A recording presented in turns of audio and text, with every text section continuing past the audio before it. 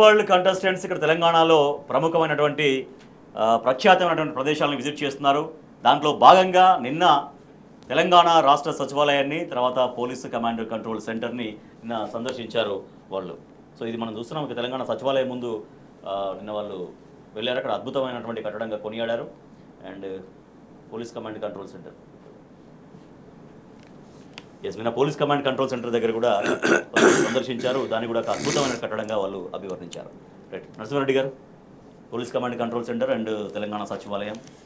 అదే ఈ పిచ్చి తర్వాత ఈ మూర్ఖపు ముఖ్యమంత్రి రేవంత్ రెడ్డి ఎవరైతే ఉన్నారో కేసీఆర్ ఆనవాళ్ళు లేకుండా చేస్తా, గొంతు బిసికి చంపేస్తా, ఏయో అన్ని పిచ్చి మాటలని మాట్లాడుతుండ్రు కదా. ఇప్పుడు కళ్ళు తెరిచి చూసుకోవాలి. నువ్వు ఏడి తీసుకుపోయినావు, మీరు ఏం కట్టిరో ఆడికి తీసుకుపోండి. మరి మీరు ఏం కట్టినరో ఈ 15 నెలల్లో కేసీఆర్ ఆనవాళ్ళ సంగతి చర్చ పెడదాం. కానీ అసలు నువ్వు ఏం చేసినావో ఆడికి తీసుకుపోయి ఈ అందాల భామలందరినీ తీసుకుపోయి ఫోటో దిగించు.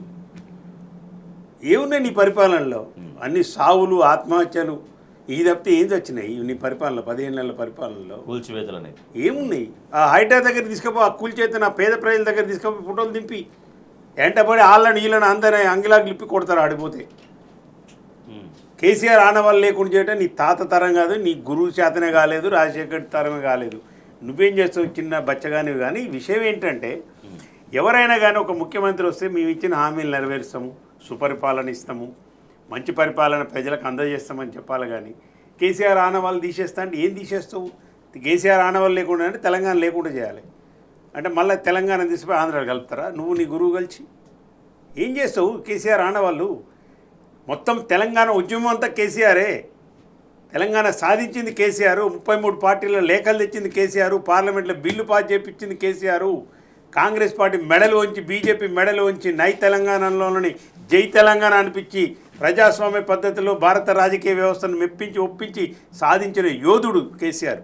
ఆయన లేకుండా నీతలం అవుతుంది. మరుగుతూ నువ్వు రాజకీయంగా మరుగుతూ నువ్వేం చేయలేవు. ఒట్టి మాటలు లేదో డాంబికమైన మాటలు కాదు. ఏం చేస్తావు మరి? కేసీఆర్ అంటే కమాండ్ కంట్రోల్ గుల్లగొట్టాలి. రోజు పోయి నువ్వు కూడా అలానే కూర్చుంటుంటే సెక్రటరేట్ రాకుండా. మంచి బ్రహ్మాండమైన సెక్రటరేట్ కడితే గౌరవప్రదంగా ఉండటానికి అని చెప్పి ఒక సెక్రటరేట్ కడితే ఇప్పుడు వాళ్ళ దగ్గరికి ఆ సెక్రటరేట్ తీసిపోయి కదా నువ్వు చేసి. ఉస్మానియా హాస్పిటల్ చేస్తా, పెద్ద హాస్పిటల్ చేస్తాను డైలాగులు కొట్టి వీళ్ళు ఈ కోనా మేధావులు అందరూ కలిసి ఆసుపత్రి చేస్తాను సెక్రటరేట్ అని. మరి ఇప్పుడు అదే సెక్రటరేట్ దగ్గర తీసిపోయి కదా ఈ అందాల బామ్మల ఫోటోలు తీపిచ్చింది నువ్వు. అన్ని కేసీఆర్. తెలంగాణ 2014 నుంచి ఇప్పటి వరకు జరిగిన అభివృద్ధి, ప్రతి కట్టడము, ప్రతి ఇటుకలో, ప్రతి అభివృద్ధిలో కేసీఆర్ ఉన్నాడు.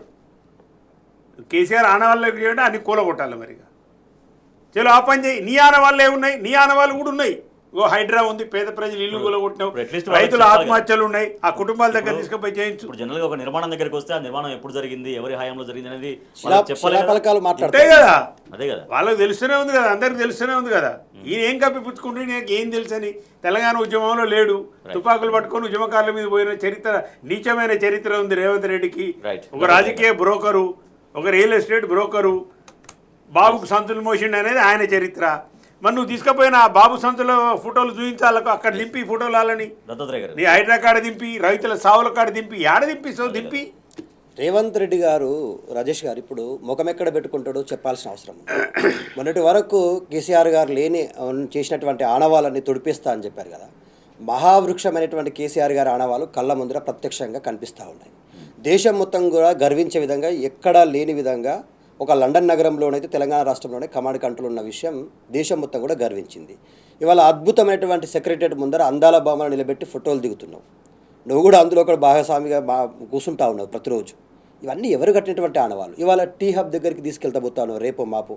టీ హబ్ నిర్మాణం ఎవరు చేశారు? కేసీఆర్ గారు చేశారు. తెలంగాణ రాష్ట్రానికి ముందు చూపున్నది కేసీఆర్ గారికి.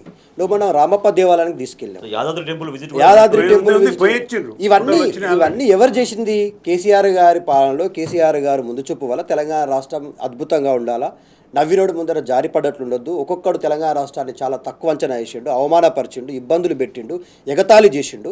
ఇక నా తెలంగాణ తలెత్తుకొని బతకాలా, నా తెలంగాణ సగర్వంగా కాలరెగరేసి ఎస్ నేను తెలంగాణోడి నన్ను చెప్పుకోవాలని చెప్పి కేసీఆర్ గారు సగర్వంగా ఈ నిర్మాణాలను చేసిండు. ఇవాళ అక్కడే ఉన్నటువంటి అమరవీరుల స్తూపం కూడా చూస్తుంటారు వాళ్ళు, అక్కడే ఉన్నటువంటి అంబేద్కర్ స్టాచ్యూ చూస్తుంటారు వాళ్ళు. ఇవాళ సెక్రటరేట్లో కలయదిరిగిర్రు వాళ్ళందరూ. అద్భుతమైన నిర్మాణాలు ఎవరి కాలంలో జరిగినాయి, అక్కడ ఉన్నటువంటి శిలాఫలకాలు సాక్ష్యాలుగా నిలుస్తాయి. వాళ్ళందరూ కూడా వెల్ ఇంటెలిజెన్సే, వాళ్ళందరూ చదివిన వాళ్ళే. నిన్న ఇక్కడ ఉన్నటువంటి ఏఐజీ హాస్పిటల్కి వెళ్ళినావు, అక్కడ కూడా మనం డెవలప్మెంట్ చేసినటువంటి ఆసుపత్రి వివరాలు కానీ కార్పొరేషన్ ఆసుపత్రుల విధానాలు ఎట్లున్నాయి, తెలంగాణ రాష్ట్ర వైద్య విధానంలో ఉన్నటువంటి విధానాలు ఎట్లా ఉన్నాయి, రేపు గచ్చిబౌలి స్టేడియంలో కానీ ఐటెక్స్లో కానీ చేయబోతున్నటువంటి క్యాట్ వాక్లో కానీ వాళ్ళ యొక్క మిగతా ఈవెంట్స్లో కానీ ఏం చూపిస్తున్నావు నువ్వు తెలంగాణకు, నాకు అర్థం కాదు. ఇవాళ తెలంగాణ రాష్ట్రంలో ప్రత్యేక పర్యావరణ విధానాన్ని తీసుకొచ్చినటువంటి నాయకుడు కేసీఆర్ గారు.